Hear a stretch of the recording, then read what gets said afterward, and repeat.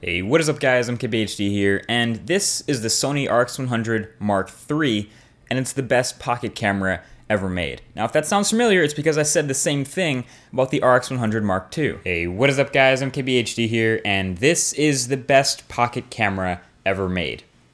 Thanks for watching. So what makes this new camera better than the Mark II? Well, they've added a couple of features, they've made a few improvements here and there, added a couple of things that make it naturally a little bit of a step up. Obviously, it costs a little bit more. I'll have the link in the description if you want to check this out. But basically, it still fits in my pocket, and it's better than the Mark II. Therefore, it keeps the title of best camera that I can fit in my pocket. So what are the improvements that make it better than the Mark II? So number one, new viewfinder. Number two, the LCD.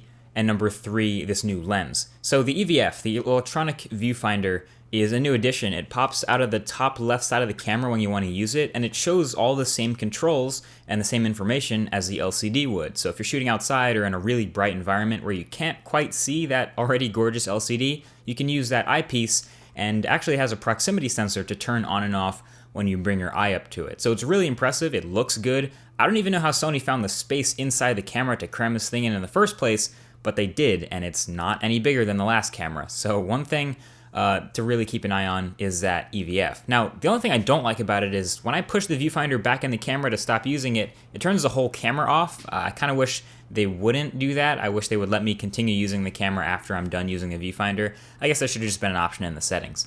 All right, number two is the LCD. The RX100 Mark I had a fixed LCD on the back, couldn't articulate it at all. The Mark II had an LCD that you could start to articulate a little bit and move it around. This Mark III has an LCD that can flip completely around so you can see yourself for portrait photos and videos.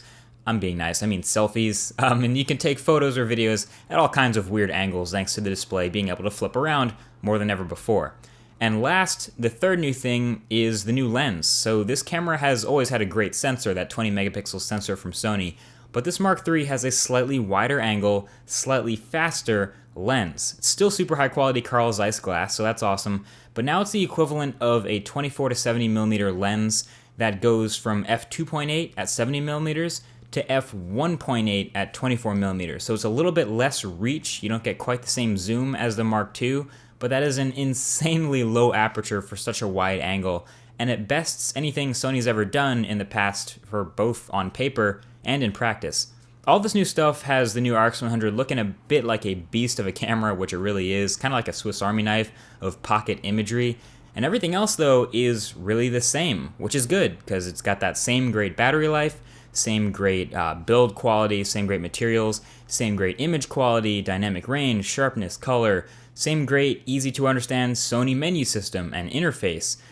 Same great ring around the front, which can be programmed to change the aperture or whatever else you want to change. It can be changed focus, but that ring is actually pretty genius, and I'm surprised no one else has done it yet. Same great pop-up flash that you can articulate any way you want, so you don't have to flash directly onto your subject. You can instead bounce the light off of a wall or ceiling for a softer fill effect. Same great NFC on the side as the Mark II, so you can install that Sony Play Memories app on your phone. And if you have your phone with NFC, you can just tap your phone to the camera to transfer your photos you just took. It's really handy if you just want to share a quick photo you took on social media. And the photos and videos that it does take are still awesome. The autofocus is super fast, so you don't have to worry about that. It'll nail focus every time. And then the photos are consistently really sharp with, nice dynamic range, pretty pleasing color reproduction, just like its older brothers. It's also a killer in low light since the sensor is closer to a DSLR size. It's much bigger than other pocket cameras.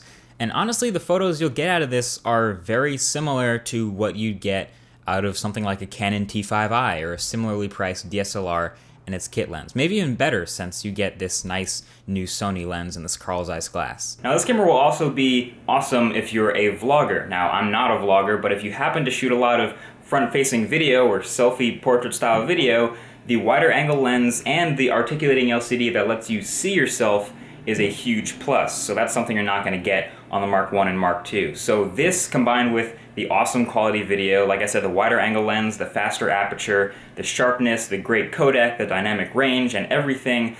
I mean, it's not the lightest camera in the world, but if you want to have the highest quality vlogs in the business, I think this is easy choice. Now, as much of the video side that I like to focus on, I do take a lot of photos with this camera, and I post them all over social media, Instagram, Twitter, Google+, even Facebook sometimes, and pretty much every time there's someone asking, hey, that's a pretty sharp photo, what did you take that with?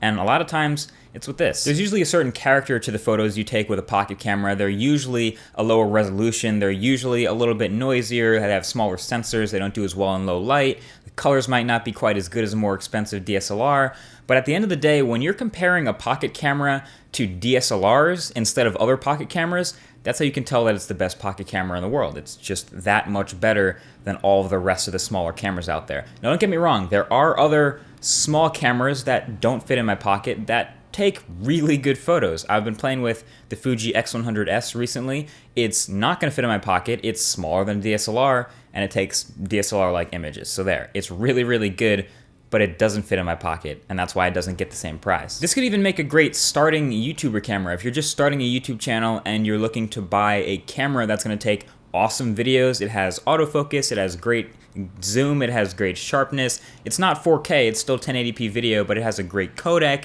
It has 60 frames per second video, 30 frames per second video, 24 frames per second video, 720p, 120 frames per second video. It's loaded with features, and I would actually say go grab a Mark II or Mark III to start a YouTube channel instead of a DSLR, and you'll learn a lot about still the kind of shooting you'll do later down the road if you switch to a DSLR, but there are so many features here that remind me of a DSLR. So I've gone on about it enough. This is obviously one of my favorite cameras, and I do take it with me all over the place. I'll have a link below if you want to check it out. I'll also have a link to the Mark II and the Mark I, like I said, because those tend to be lower priced than the Mark III. But hey, this could be your steal on Black Friday or something like that. This could easily be an awesome gift or something you want to check out, like I said, if you're starting a channel or something. So the links are below. Thank you for watching. Hope you enjoyed, and if you did, feel free to leave a thumbs up below, and I'll talk to you guys in the next video. Peace.